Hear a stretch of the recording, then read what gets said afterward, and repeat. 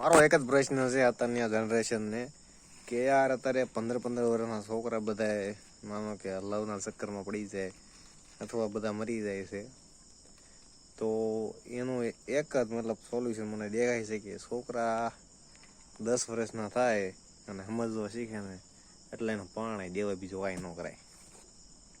નકર અત્યારે તમે જોવો ને કે નાની નાની વાતમાં તમારી ગર્લફ્રેન્ડ કે લવરું જે તમે કહેતા હોય એ રિહાઈ જાય ને જાતાના છોકરા શું કરે ખબર છે?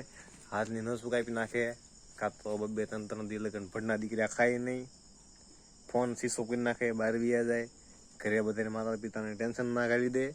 અત્યારના બધા એવું કરે, બોલો.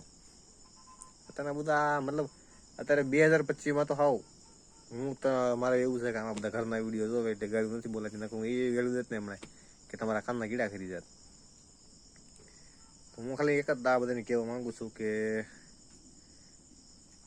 જો એ છોકરી તમારી હોય ને ભાઈ, તો તમને દવા પીવા કે મરવા તમારી હાથની નસું કપાવવા તમને મજબૂર ન કરે.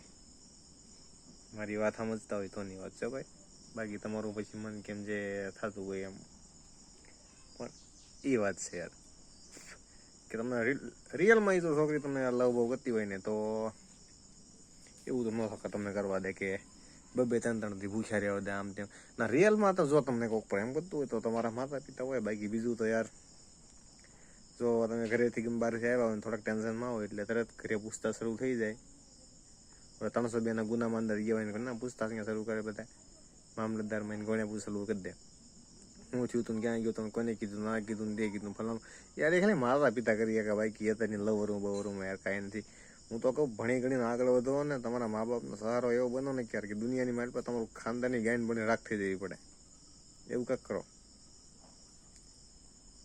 ના યાર છોકરીઓ મળી રહે એમ આગળ, પણ મા બાપની કોતેલી પસંદ હોય ને યાર એમાં કોઈ પછી ના પસંદ ન કરી શકે. એટલે ખોટા ઉઠપાણા પગમાં ન લેતા, જે કરવું એ કરી ખાઓ. હું તો બધાની સલાહ દઉં ભાઈ, તારે લેવી ન લેવી તમારી મરજી.